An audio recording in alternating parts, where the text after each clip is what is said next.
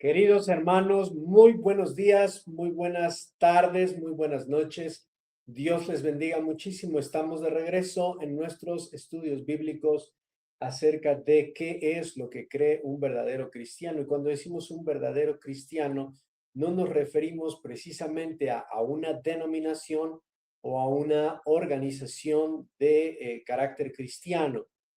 Cuando decimos en qué cree un verdadero cristiano, estamos hablando de en qué cree un hijo de Dios, un verdadero de hijo de Dios. Y usamos el título de cristiano porque, bueno, históricamente y bíblicamente fue el apodo que le pusieron a los seguidores de Jesús. Uno de los primeros apodos que tuvieron los seguidores de Jesús cuando andaban con Jesús eran los del camino, ¿no? Pero después de que Jesús ascendió a los cielos, pasado algún tiempo que ya se estaban empezando a levantar las iglesias, allá en la iglesia de Antioquía, dice la Biblia en Hechos que por primera vez les llamaron cristianos.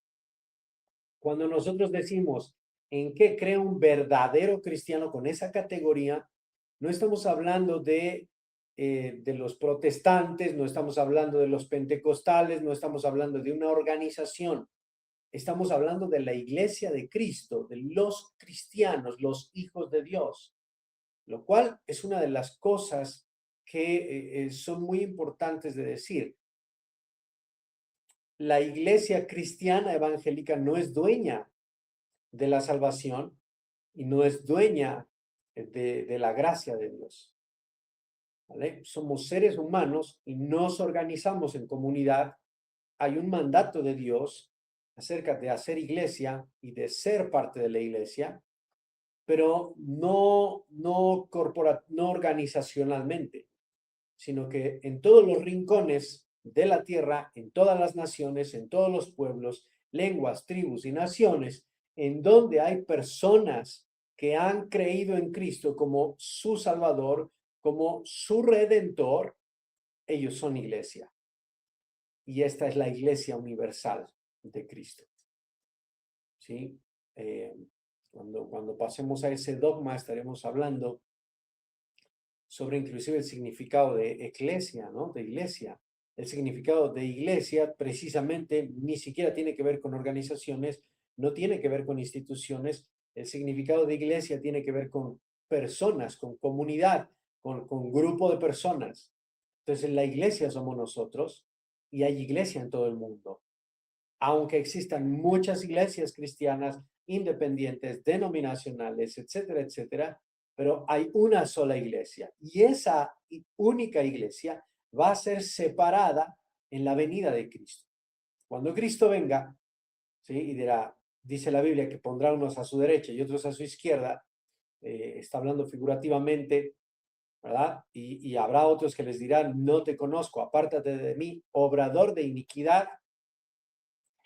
No todo el que me dice Señor, Señor entrará en el reino de los cielos. Entonces, en ese momento también el Señor usaba la parábola del trigo y la cizaña, ¿verdad? La cizaña es una planta, es una hierba silvestre de maleza muy parecida, casi idéntica al trigo. Si ustedes buscan en internet, la cizaña es casi idéntica, te puedes confundir trigo y cizaña. Por eso Jesús le dijo a los labradores, no corten todavía la cizaña, dejen que crezca. Cuando venga el Señor de la tierra, Él segará y va a separar el trigo de un lado en su granero y la cizaña la echará al fuego. Ahí es el lloro y el crujir de dientes. Entonces, cuando decimos en qué cree un verdadero cristiano, estamos hablando de los hijos de Dios. Quede esto muy claro, amada iglesia, amados hermanos, ¿sí? Que no somos dueños de la gracia de Dios, no somos dueños los evangélicos de la salvación, no somos dueños del propietarios del mensaje. Somos parte, somos mensajeros del Señor, somos enviados del Señor en ese sentido, somos discípulos de Cristo y hemos sido llamados a proclamar este evangelio a toda lengua, tribu y nación. Entonces, eso es importante mencionarlo, amados hermanos. Ahora, Estábamos ya en el tema número 5, hay una segunda parte y hago un poco de recapitulación, hermanos, porque es es mucha información. A pesar de que estamos haciendo una pincelada, un brochazo nada más de información, un brochazo nada más de enseñanza, la verdad, hermanos, es que es demasiada información. Entonces, es importante seguir estructurando para que ustedes tengan mucha claridad en estas enseñanzas. Pido a Dios con todo mi corazón que ustedes puedan conocer más a Dios, puedan acercarse a Dios a través de estas enseñanzas, que aquellos que no son salvos puedan ser salvos y puedan nacer en ellos, en ustedes la fe, por medio del conocimiento de Dios, de la palabra de Dios. Porque la fe nace por el oír de la palabra de Dios. Y estos estudios bíblicos tienen esa finalidad también, que ustedes conozcan más a Dios, se acerquen más a Dios, puedan mirar y contemplar la gloria de Dios, la grandeza de Dios, mediante el estudio de todo lo que tiene que ver con la fe y las doctrinas más fundamentales. En estas doctrinas, amados hermanos, todo aquel que se hace llamar cristiano tiene que creer. No porque lo imponga yo, no porque lo imponga Mejores Familias, sino porque es lo que dice la palabra de Dios. Estas creencias, estas doctrinas están extraídas de la palabra de Dios. Entonces, todo cristiano, todo aquel que se hace llamar hijo de Dios, tendría que forzosamente creer en lo fundamental. Luego vienen una serie de doctrinas secundarias, terciarias, que algunos cristianos interpretan de manera diferente, otros de manera diferente, pero que no afectan el carácter de Dios, que no afectan la salvación, que no afectan el fundamento de la fe, que es Cristo resucitado. Entonces, diferimos, muchos cristianos vamos a diferir en eso, ¿verdad? El mismo apóstol Pablo difería con la iglesia, por eso dice que los de Berea eran muy nobles, porque después de que Pablo hablaba, ellos iban a sus casas y verificaban que lo que Pablo les había dicho era verdad y era correcto, porque el mismo Pablo les decía, si alguien viene, no importa si viene con nombre de ángel o si viene con resplandor de ángel, pero si alguien viene, es más, si yo mismo vengo y les predico otro evangelio, sea anatema, o sea, sea maldito. Entonces, hermanos, va a haber diferencias a veces, pero todo verdadero cristiano que realmente quiere ser un hijo de Dios, que es honesto con la palabra de Dios, tiene que creer en estas cosas. Porque lo dice Gil, no. Porque lo dice Mejores Familias, no. Porque lo dice Dios a través de su palabra revelada a todos los hombres. Así que, hermanos, hasta este momento llevamos 5 grandes enseñanzas que son fundamentales en el cristianismo. Inclusive podríamos clasificarlas dentro de la teología sistemática. Por ejemplo, primer tema que vimos, sola escritura, ¿verdad? Un verdadero cristiano es sola escritura. No le agrega tradición como autoridad, no le agrega magisterio como autoridad, no le agrega revelaciones nuevas, que Dios me dijo, que Dios me habló, que les traigo un mensaje nuevo. Todo eso no es de Dios. La Biblia lo dice, Jesús mismo se los dijo. Entonces, primera gran enseñanza de qué cree un verdadero cristiano fue la sola escritura. Un verdadero cristiano cree que la sola escritura, la palabra de Dios, es la autoridad máxima que rige la vida de un cristiano mediante todos los principios revelados ahí, porque es palabra de Dios. La Santa Biblia es la palabra de Dios. Es inerrante, no tiene errores. ¿Sí? Contiene toda la verdad de Dios revelada al ser humano, el deseo de Dios, el corazón de Dios, el propósito de Dios. Él nos conduce a Dios. Tus palabras son verdad y son vida. ¿Verdad? Sola escritura. Luego, hablamos sobre Dios, las doctrinas de Dios o teología propia, ¿verdad? ¿Y qué decíamos? Hablábamos un poco acerca del carácter de Dios. ¿Quién es Dios? ¿Cuáles son sus atributos? ¿Cuáles son sus cualidades? Hablamos sobre la Trinidad. ¿Tres dioses en uno? No, son tres personas. Dios no es una energía, no es una manifestación, no es una idea, es una persona. Y por lo tanto, como es una persona, se relaciona con su creación, ¿verdad? Teología propia o doctrinas de Dios. Hablamos sobre Dios. Luego en el número 3 hablamos sobre Cristo, el Hijo, su divinidad, su ministerio, su obra, su unión hipostática, ¿verdad? 100% hombre, 100% Dios, no dividido, sino en uno solo, ¿verdad? Al mismo tiempo. Dios encarnado, Dios se hizo carne, el Hijo de Dios. Hablamos sobre Cristo, sus cualidades, su carácter, su divinidad, su humanidad y esta unión de ambas. Es un misterio, claro que es un misterio, pero es un misterio revelado en la Biblia. Por lo tanto, tenemos que pedirle a Dios que su Espíritu Santo nos alumbre el entendimiento para que podamos entender su palabra. Número 4, hablamos sobre la obra redentora de Cristo, el Calvario, ¿verdad? Su ministerio, su muerte, su sepultura, su resurrección, ¿verdad? Y enfatizábamos que Cristo, como el único cordero inmolado una vez y para siempre, fue muerto en la cruz del Calvario, se levantó al tercer día, dejando pruebas indubitables de su resurrección y, ¿verdad? Apareció a muchos testigos para después sentarse a la diestra del Padre para interceder solamente Él por nosotros.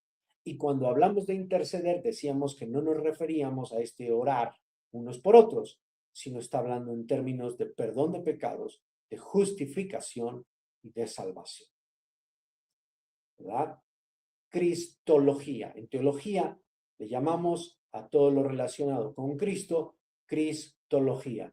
Teología sistemática es así se le conoce a todo lo relacionado con el carácter de Cristo, la obra de Cristo, la divinidad de Cristo, la humanidad de Cristo, ¿verdad?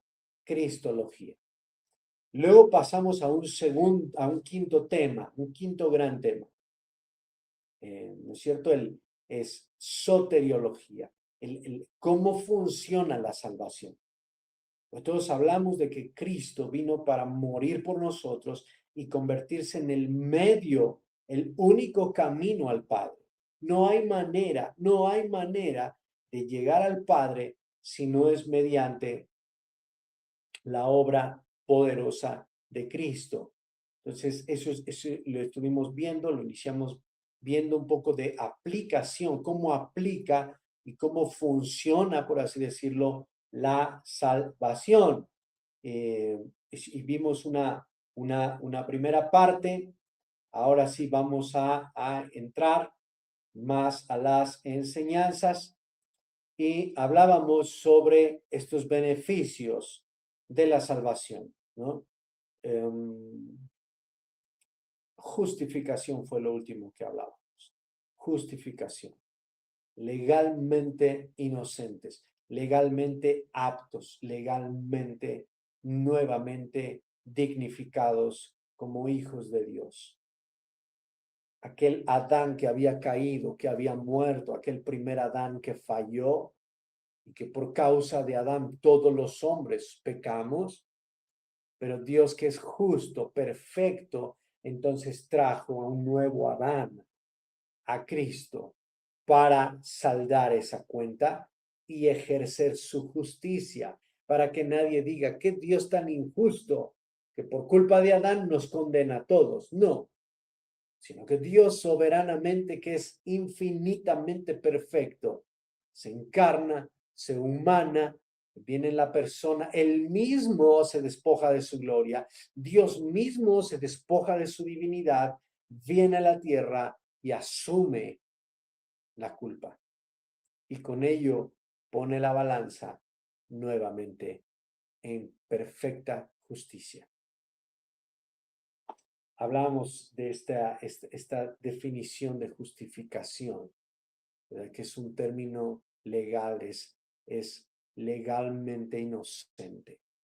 Legalmente no hay culpa, no hay imputación de pecado. Eres libre legalmente. No emocionalmente, sino legalmente. Ya no hay acusación contra ti. Eso, hermanos, para una persona que ha pecado mucho, para una persona que le ha fallado mucho a Dios, la justificación viene a ser esta brisa suave, este río de aguas que refrescan y saltan para vida eterna, dice la Biblia. Así que, hermanos, vamos a continuar. Dios les bendiga a todos. Dios les bendiga. Yo les pido que pongan su like, compartan, suscríbanse, activen las notificaciones, compartan estas enseñanzas. Muchas veces la gente nos pregunta, la familia nos pregunta, oye, ¿y en qué creen los cristianos? ¿Y por qué creen esto? ¿Y por qué los cristianos les prohíben todo? ¿Y por qué los cristianos no adoran a María? ¿Y por qué los cristianos no veneran a los santos? ¿No? Entonces, nosotros podamos contestar con la palabra de Dios. Entonces, es importante, hermanos, que ustedes compartan estas enseñanzas. Dios les bendiga a todos. Dios les bendiga. Gracias por conectarse. Gracias por saludar. Gracias por ojalá pongan preguntas, comentarios. Hermanos, es la única manera de aprender, la única manera de crecer es cuestionar, preguntar, y eso nos ayuda a todos a crecer en Cristo. Bien, continuando con la aplicación de la salvación como uno de los dogmas más importantes de los cristianos, la soteriología, o lo que tiene que ver con la salvación, si continuamos, hermanos. Es muy importante para un cristiano entender la salvación, porque la salvación, el cómo definimos la salvación va a determinar cómo definimos a Dios y cómo definimos nuestra vida diaria cristiana. Esto es importantísimo. Entonces, no se queden con dudas, amados, no se queden con dudas. Otra de los beneficios no solo es la justificación, sino que hay una nueva criatura. Muchas veces decimos, no lo decimos quizá con mala intención, pero a veces decimos que Dios vino a mejorar nuestras vidas. Dios vino a hacernos mejores personas. Y hermanos, en el estricto bíblico, Dios no vino a hacer mejores personas. Ya estábamos perdidos. Esta criatura, esta naturaleza ya estaba condenada. Lo que Jesús vino a hacer es matarnos en la cruz del Calvario. El apóstol Pablo dice, ya no vivo yo, ahora Cristo vive en mí. Y luego en otra parte, el apóstol Pablo dice, con Cristo estoy juntamente crucificado, ya no vivo yo. Entonces, lo que Cristo viene a hacer es una nueva creación. Se lo dijo Jesús a Nicodemo en San Juan 3. Nicodemo, para que un hombre pueda entrar en el reino de los cielos o entrar en esta dimensión espiritual de salvación, de vida eterna, tiene que nacer de nuevo. No se puede ser mejor, tiene que nacer de nuevo. Y Nicodemo, asombrado, le dice, maestro, pero eso es ilógico, eso es absurdo. ¿Cómo puede un hombre ya viejo como yo entrar en el vientre de su madre para volver a nacer? Y Jesús se le queda mirando y dice, oh, Nicodemo, no estoy hablando de eso, sino que tiene que nacer del Espíritu. Entonces, uno de los beneficios de la salvación, por lo cual nosotros podemos entrar al reino de los cielos, a su presencia, es porque nuestra naturaleza cambia. Ya no somos hijos de perdición, esa criatura la enterró, la sepultó Cristo. Cuando fue sepultado, ahí el Señor sepultó toda nuestra maldad y se olvidó de ella, para que nosotros, dice Pablo también, así como Cristo resucitó de los muertos, así nosotros también resucitemos para andar en una nueva vida. Qué maravillosa es la palabra de Dios. Amados, en la palabra de Dios están todas las respuestas a la vida. Todas, todas, hermanos. Están las respuestas para ser un mejor profesionista, para ser una mejor persona, para ser un mejor padre, un mejor esposo, un mejor hijo, una mejor madre, una mejor profesional, para ser mejores cristianos, para ser una mejor familia en Cristo. Entonces, la Biblia tiene todas las respuestas, hermanos. Cómo trabajar, cómo ser honestos, cómo tratar a las personas, cómo perdonar, cómo amar, cómo ser higiénicos, cómo ser organizados, cómo ser valientes, cómo eliminar el miedo, el temor, cómo echar fuera la ansiedad, etcétera. La Biblia tiene todas las respuestas. Y en este sentido, la palabra de Dios dice que lo que Dios hace es una nueva criatura.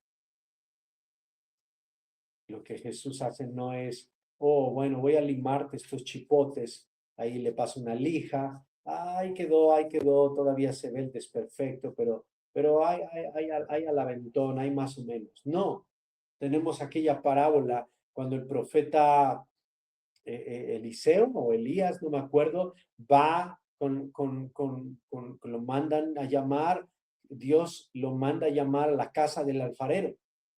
Y se ve a la casa del alfarero. Y entonces ahí en la casa del alfarero,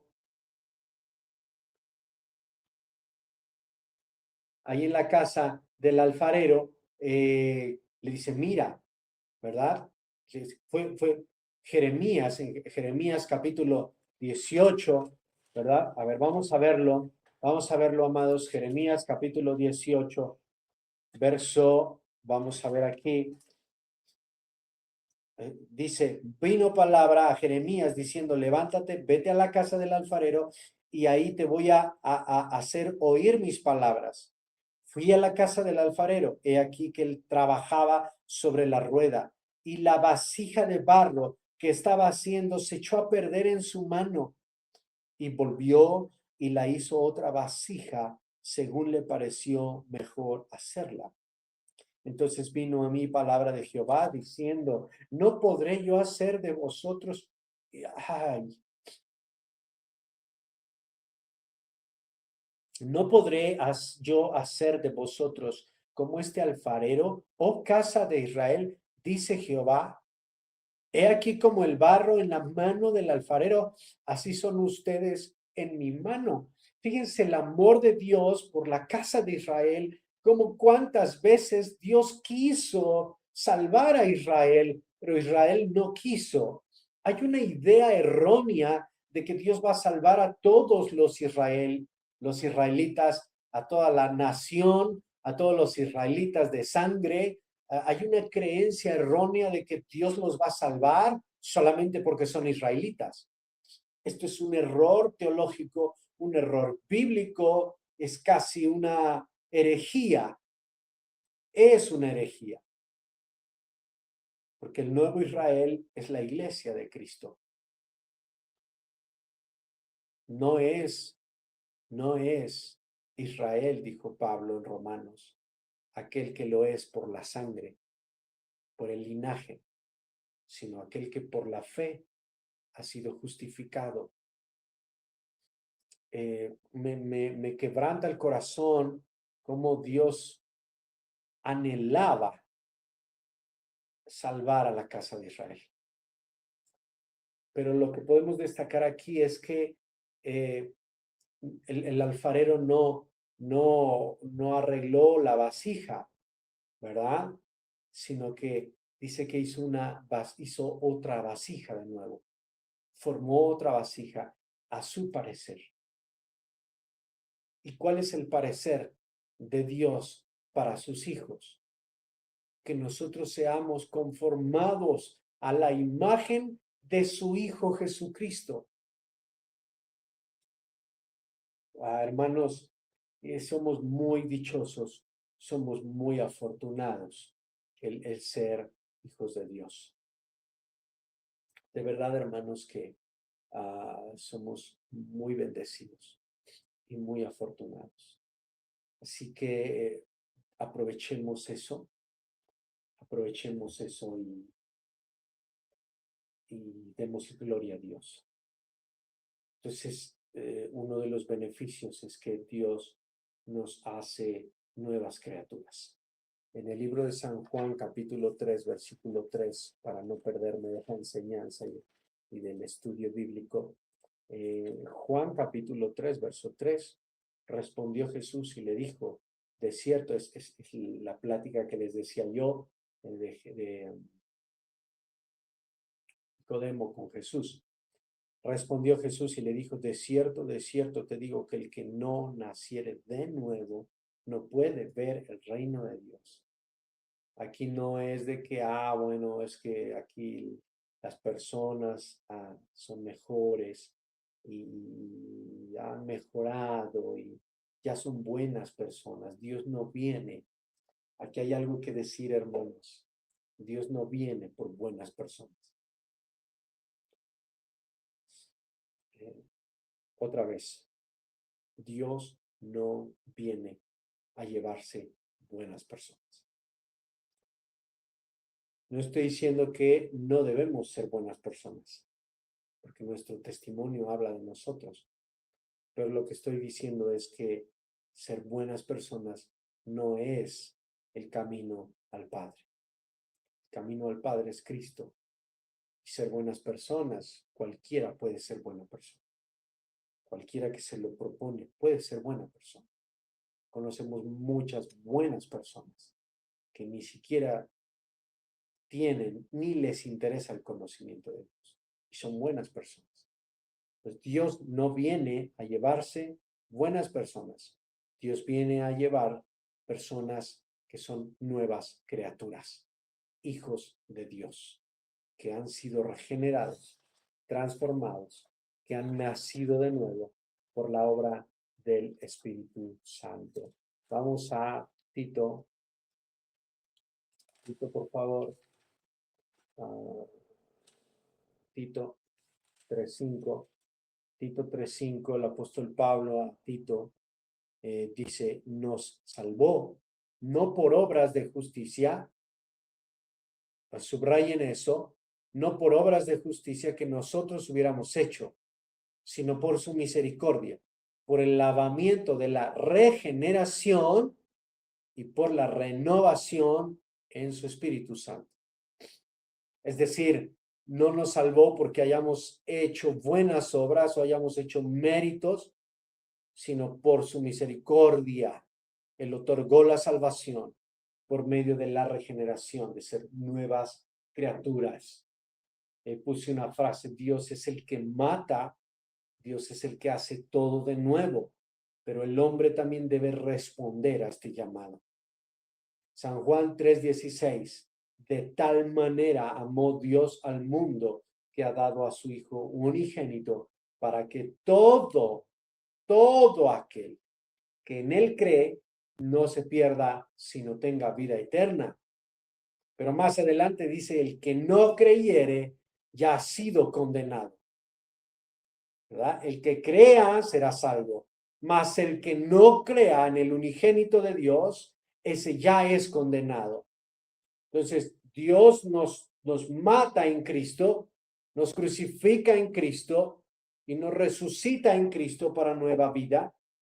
Él hace todo, de Él viene la salvación, Él es el que salva, no nuestras obras, pero lo que sí tenemos, Él ha decidido que nosotros tomemos la responsabilidad de responder a su llamado.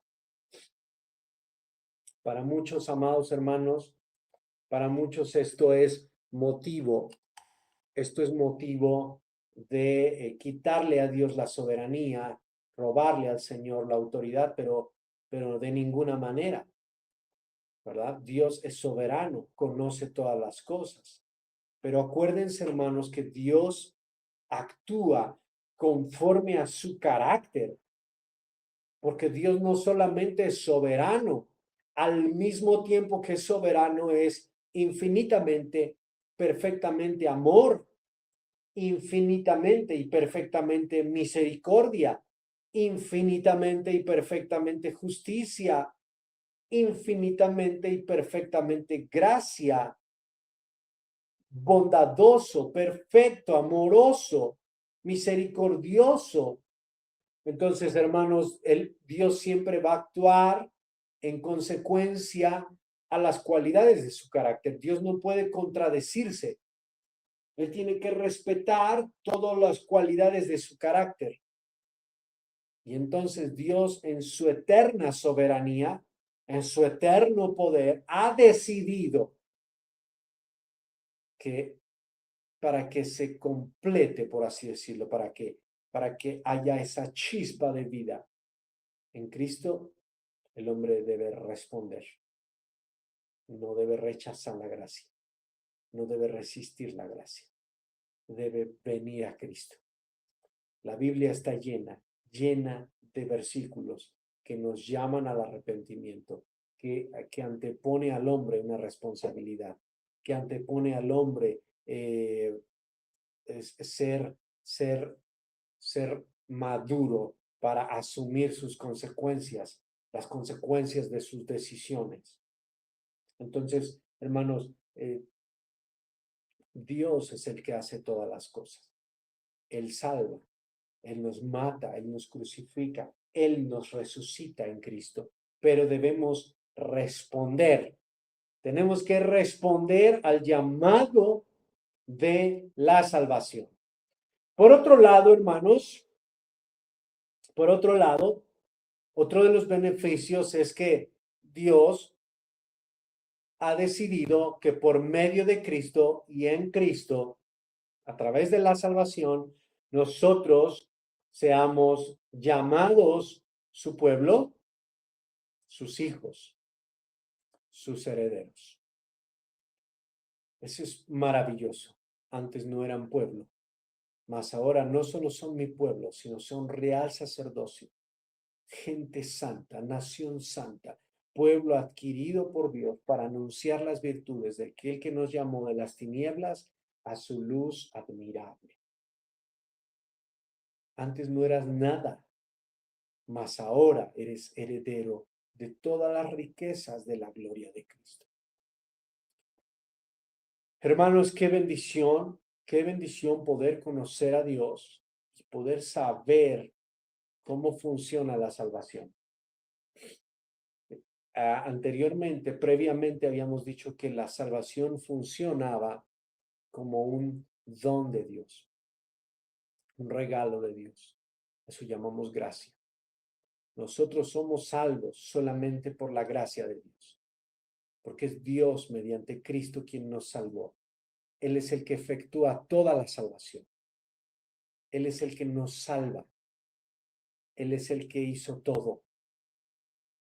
Entonces, somos salvos por gracia. No es de nosotros, es un don de Dios, es un regalo de Dios que funciona por medio de la fe. Que si confesares al Señor tu Dios, creyeres en tu corazón que Dios lo levantó de los muertos, serás salvo. Entonces, por gracia sois salvos por la fe. Fe. ¿En quién? En Cristo, en la obra de Cristo. Somos salvos por la fe, pero somos salvos por gracia, pero la fe tuvo que empujarnos. La fe nos arrancó, nos motivó, la fe fue el vehículo por el que Cristo nos llevó al Padre, por la fe. Y la fe nace por el oír de la palabra de Dios. Ustedes siempre resisten al Espíritu Santo, dijo el Señor. No resistamos al Espíritu Santo, sino que vengamos corriendo a los brazos de Cristo. y vivamos para Él. Entonces, vamos a ver Juan 1:12. Juan 1:12. Juan 1:12 dice, fíjense aquí, mas a todos los que le recibieron, hay una responsabilidad. Dios es el que, miren hermanos, es un misterio, pero tenemos que creerlo y tenemos que pedirle a Dios que su Espíritu Santo alumbre nuestros corazones, podamos entender.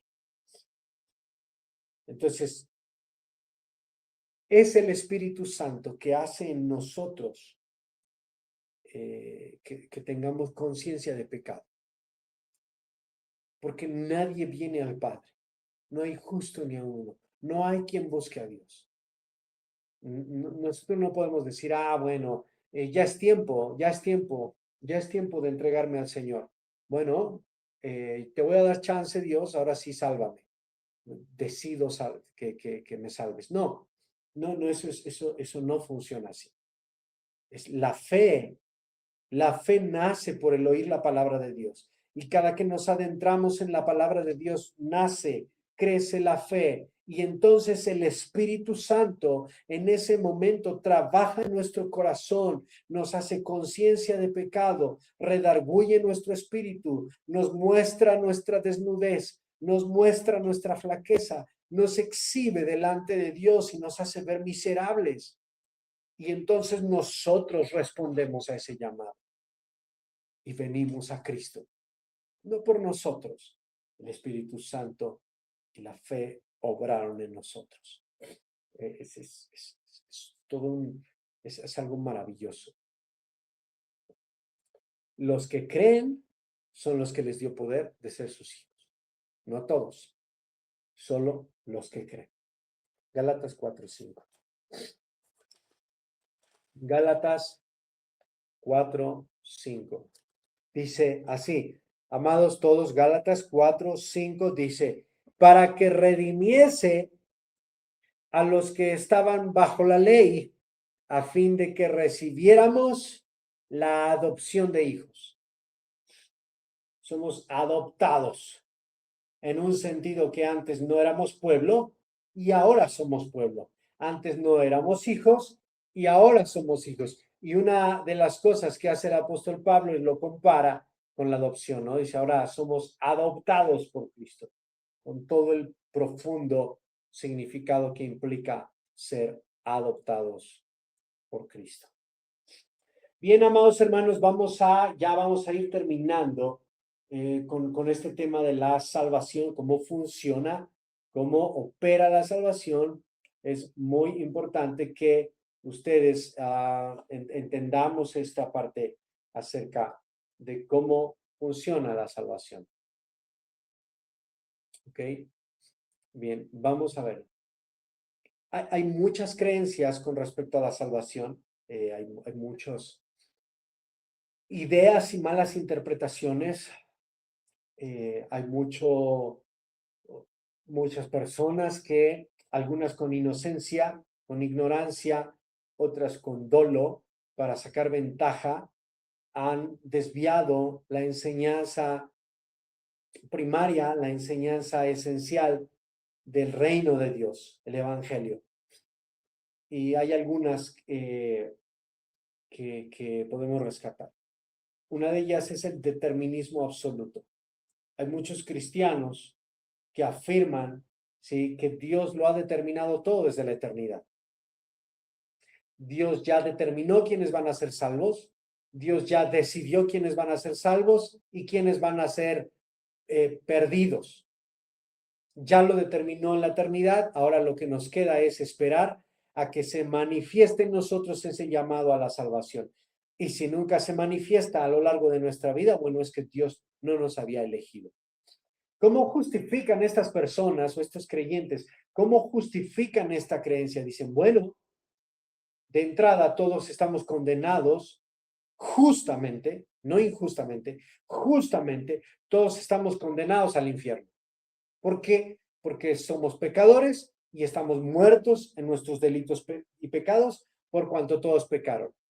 Así lo justifican, ¿no? Dicen, entonces, si Dios en su soberanía, y le agregan misericordia, decide que unos los va a salvar para su gloria, para manifestar su gloria, y otros no, en ningún momento Dios está siendo injusto ni arbitrario. ¿Por qué? Porque de todos modos todos ya estaban condenados. Entonces, como diciendo, aquellos que ya estaban condenados, en nada les afecta que otros tengan la oportunidad y ellos no. En nada les afecta. Esa es una creencia errónea. Se le llama determinismo absoluto y no es bíblico. No es una creencia enseñada por Cristo. No es un dogma enseñado por Cristo. No es una interpretación bíblica enseñada por Cristo. Vamos a Mateo 23:37. Mateo 23:37. Dice así: Jerusalén, Jerusalén, que matas a los profetas, apedreas a los que te son enviados. ¿Cuántas veces quise juntar a tus hijos como la gallina junta sus polluelos debajo de sus alas, y tú no quisiste? Ustedes no quisieron. ¿Cuántas veces yo los llamé a la salvación? Les di oportunidad tras oportunidad desde que salieron de Egipto y anduvieron en el desierto. Yo les di oportunidad. Yo quise salvarlos y ustedes no quisieron. La idea de que Dios en la eternidad lo ha determinado todo y ya solo somos como juguetes o títeres de Dios a los cuales mueve y mangonea a su antojo soberano, no es una idea bíblica. Es cierto que Dios es soberano y es cierto que Dios hace lo que quiere porque puede y porque Él es dueño de todas las cosas, pero Dios siempre va a actuar conforme a los principios de su eterno y perfecto carácter. Así que, hermanos, si algún día escuchan esta enseñanza, Dios ha determinado que quienes van a ser salvos. Rueguen a Dios que seamos de los que están dentro del llamado. Hermanos, no es cierto. Dios llama a todas las ovejas perdidas de Israel. Las llama al arrepentimiento. Dios no quiere la muerte del pecador, sino que éste se arrepienta y viva. Entonces, hermanos, si llegan a escuchar esa enseñanza, ¿cómo es? Tache, tache. No, no es correcto. Vamos a la siguiente. Las obras, ¿verdad? Muchos afirman que las obras son importantes, contribuyen o cooperan. Entonces, el orden de las obras es importante. Hay muchos creyentes que creen o consideran que las obras, los rituales, los sacramentos contribuyen o cooperan, son complementarios en la salvación. Esta es una idea errónea, proveniente un poco, yo creo que proviene un poco de la teología de Agustín, de Hipona, aunque, hermanos, no tiene un fundamento en la Biblia. A ver, vamos a centrarnos en cuál es el orden, porque tampoco estoy diciendo que no debemos dar testimonio. Lo que estoy diciendo es que las obras no tienen nada que ver con la salvación. Es una idea errónea. Esta creencia de que las obras son necesarias para la salvación no tiene asidero en la Biblia. A lo largo de los siglos, ¿verdad? A partir del siglo VIII, siglo VII, se empezaron a institucionalizar mucho los rituales nuevamente, ¿verdad? Para poder alcanzar gracia delante de Dios. Entonces, hermanos, esta creencia de las obras que cooperan o tienen que ver con la salvación, ya es una idea muy reciente del siglo XII o XIII que se instituyó como dogma, ¿verdad? En algunas religiones, pero no tiene fundamento bíblico. Las obras no cooperan, no ayudan, no contribuyen. La Biblia dice que nuestras mejores obras son como trapos de inmundicia delante de Dios. No hay obras buenas que valgan algo para ganar la salvación. La salvación, hermanos, tiene un costo muy alto. Nadie lo puede pagar. Veámoslo de ese modo. No hay un costo que pueda pagar o ayudar un poco a la salvación. Es un costo altísimo. Es la vida de Cristo, el Hijo de Dios. Pues no hay nada, no hay ninguna obra. ¿Sí? Que usted ore mucho, ayune mucho, nunca falte a la iglesia, que sea buen vecino, que sea buen esposo, buen hijo, buen padre. Eso no contribuye a la salvación.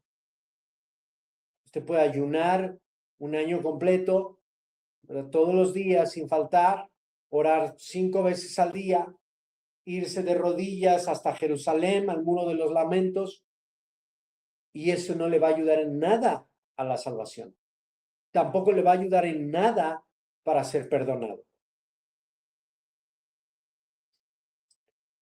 ¿Sí? La salvación pertenece a Dios. Solamente Dios salva. Y es suficiente. Vamos a pensar en esta suposición. Supongamos, la afirmación es esta. Nosotros afirmamos que el sacrificio de Cristo es suficiente, infinitamente perfecto y alcanza para salvar a toda la humanidad. Esa es una afirmación que hacemos los cristianos. Decir que necesitamos hacer obras para completar, para cooperar, para contribuir en la salvación. Es decir, que el sacrificio de Cristo no es suficiente. Y eso nos lleva a otras injerencias más heréticas todavía. Porque si nosotros decimos que el sacrificio de Cristo no es suficiente, estamos diciendo que el sacrificio de Cristo se quedó corto. Y por lo tanto estamos diciendo que Jesucristo no es Dios, que no es todopoderoso, que no es omnipotente, porque no le alcanzó y tuvimos que ayudar con nuestras buenas obras. Hay que tener mucho cuidado con las creencias. Mucho cuidado. ¿En qué creen ustedes? ¿En qué creemos los cristianos?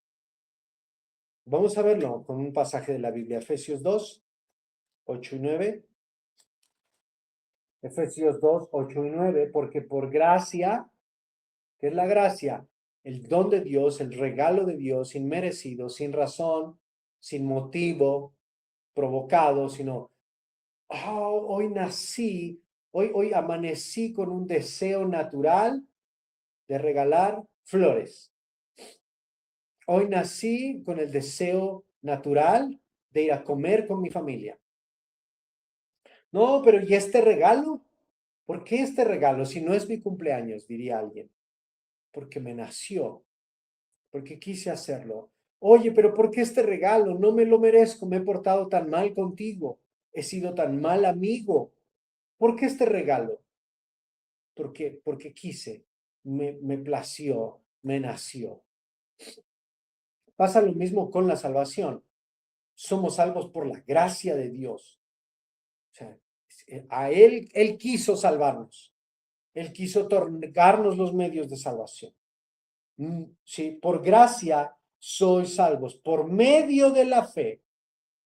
Esto no es de ustedes, no es por su fe tampoco, porque alguien vaya a pensar, es que tengo una fe muy grande, me alcanza para la salvación. No, no es tu fe, es la gracia de Dios que quiso salvarte, su misericordia. dice, por gracia sois salvos, por la fe, por medio de la fe. Esto no es de vosotros, es un don de Dios. ¿Por qué es un don de Dios? No es por obras, para que nadie se gloríe. Cuando nosotros apelamos a las obras, lo que estamos diciendo es, mis obras son tan buenas que alcanzan para salvarme un poco. Entonces soy tan buen cristiano, soy tan buen hijo de Dios, me porto tan bien que ya soy salvo. Me paro el cuello, saco el pecho y empiezo a hacer un lado la obra de Cristo. Cristo es suficiente para salvarnos. Y no solo a nosotros, sino a todas las naciones de la tierra, toda nuestra familia. Entonces, esta idea de que las obras son necesarias, no. Otra vez, no quiere decir que no tenemos que hacer buenas obras.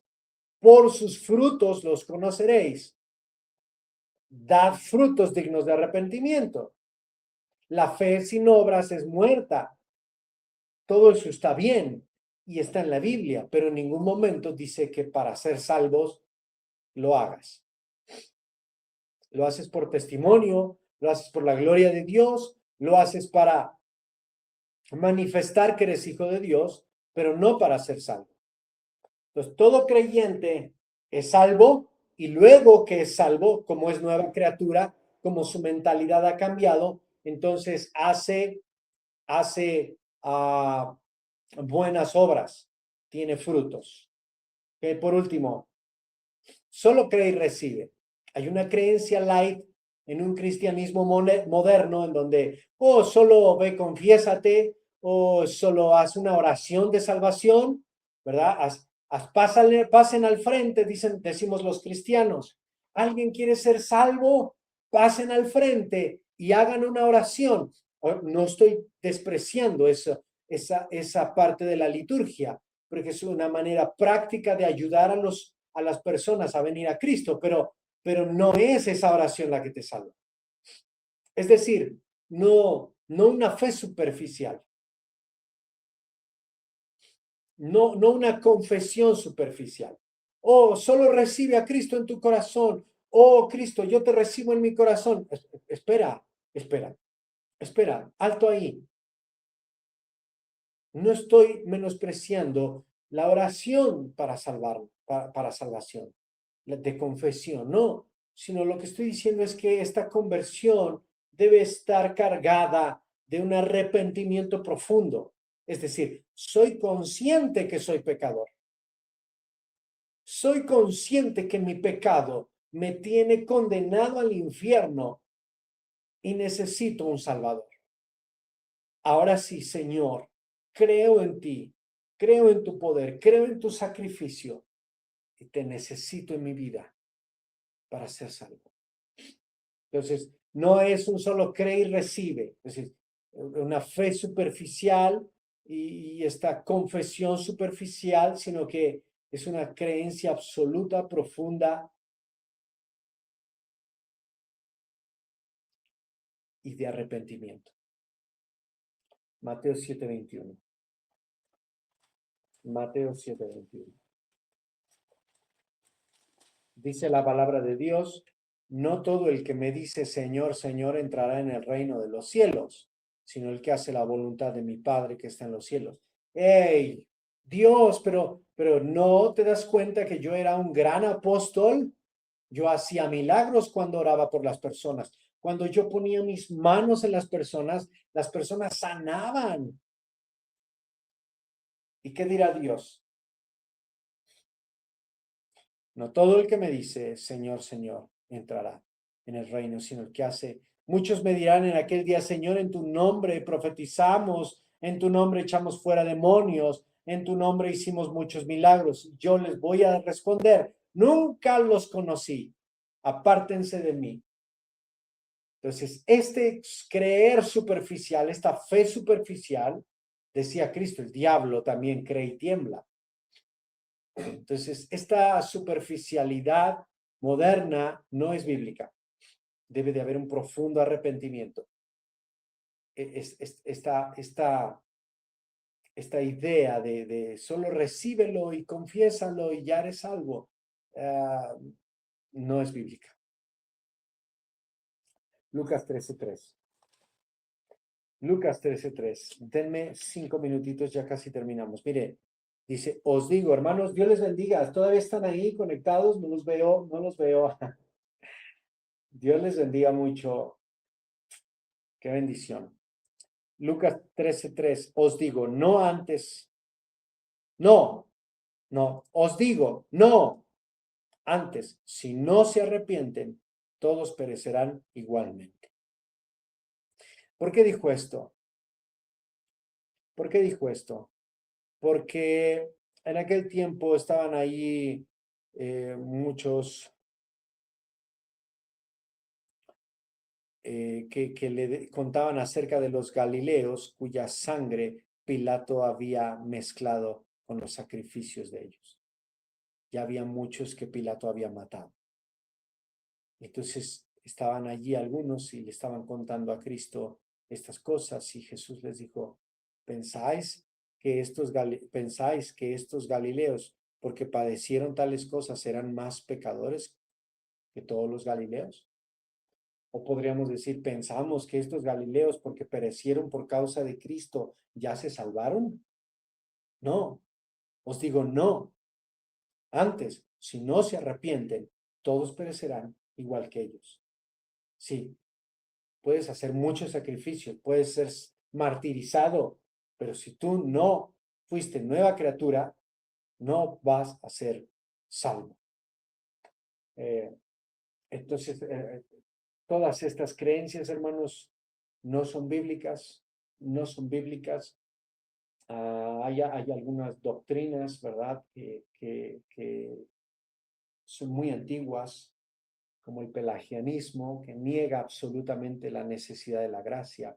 Bueno, este es un error garrafal, porque solamente es por la gracia de Dios que nosotros podemos acercarnos a Él. Está el semi-pelagianismo, ¿no? Dice, bueno, no es tan extremo, pero también son seguidores de Pelagio, de las enseñanzas de Pelagio del siglo III, ¿verdad? Que decía que el ser humano interviene primero en su salvación. Ok, déjame checar, Dios, si me conviene, ¿no? Entonces, sí, creo que sí me convences, quiero ser salvo. No, el semipelagianismo tampoco es bíblico. El legalismo de las obras y los rituales. Las obras y los rituales, ya lo habíamos dicho hace ratito, no salvan, pero hay muchos que creen, ¿no? Y que los sacramentos, y que tienen sacramentos, y que tienen rituales, que tienen cosas, ¿no? Los cristianos a veces se les obliga a pactar con Dios, ¿no? Y haz un pacto con Dios y trae tu casa, tu terreno, tu dinero, ¿no? Y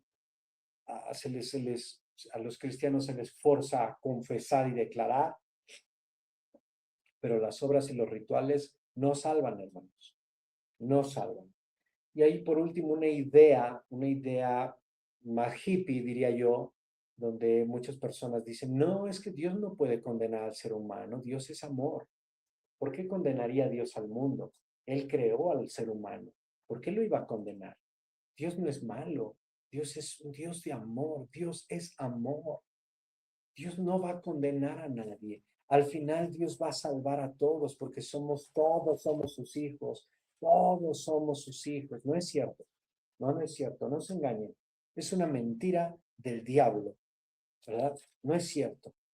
No todos somos sus hijos. A esta idea se le conoce como un universalismo, que quiere decir que toda la humanidad será salva. Pero dice San Juan 3:36, el que cree en el Hijo tiene vida eterna, ¿verdad? Pero el que se rehúsa a creer en el Hijo no verá la vida, sino que la ira de Dios ya está sobre él. Entonces, el universalismo no es bíblico, amados hermanos, no es una enseñanza de la Biblia. Por eso les digo, nuevamente les animo, les invito a que lean sus Biblias. Hoy todo mundo puede tener una Biblia. En el siglo VII, en el siglo V, en el siglo VIII, en el siglo X, se adueñaron de la escritura, la cambiaron, la ajustaron al antojo y le prohibieron a las personas acercarse a Dios por medio de la escritura, por medio de la verdad. Qué triste, hermanos, pero hoy en día nosotros podemos con un clic descargar una Biblia y tener acceso a la palabra de Dios. Eso fue lo que quería Martín Lutero. Martín Lutero no era cristiano. Martín Lutero era un monje, era un maestro de teología en el seminario de sacerdotes. Era un monje agustiniano. Era un católico ferviente. Bueno, esto es parte de la materia de historia de la iglesia, pero quiero mencionarlo porque, hermanos, la palabra de Dios es el camino a la fe y al conocimiento de Dios. Y una de las cosas que Martín Lutero quería era eso, con la reforma, era reformar la iglesia católica. Es más, Martín Lutero ni siquiera quería salir de la iglesia católica. Lo declararon anatema y lo declararon maldito y lo declararon, con la palabra excomunión, ¿no? Y lo destituyeron, lo sacaron del seminario, lo sacaron de ser maestro de teología, o sea, lo expulsaron.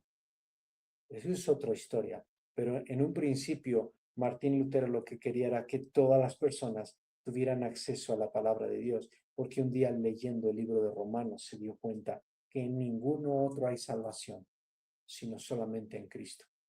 Y eso traspasó su corazón, lo trajo a la salvación. Entonces, hermanos, lean su Biblia, lean la palabra de Dios. Acerquémonos a Dios por medio de su palabra. Dios les bendiga muchísimo, amados hermanos. Dios les guarde, Dios les fortalezca. Gracias por estar en este estudio bíblico. Nos vemos todos los domingos. Están invitados a Mejores Familias.